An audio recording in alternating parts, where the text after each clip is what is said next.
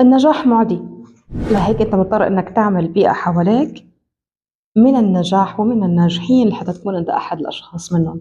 دير بالك على نوعية الأشخاص اللي جنبك، أنت ببساطة نتاج هدول الأشخاص. لأنه لما أنت بتكون قاعد مع رياضيين بلا شعور حتحس حالك إنه أنت شخص مهتم بالرياضة.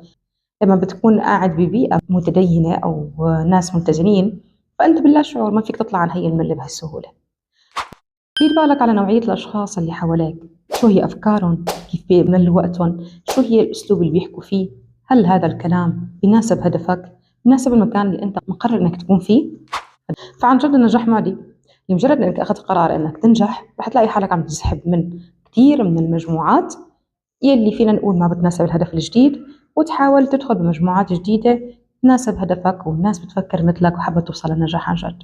لو حابب تحقق مصدر دخل تاني، احنا عاملين تدريب مجاني، اكتب بالتعليقات تدريب مجاني او حنترك لك الرابط.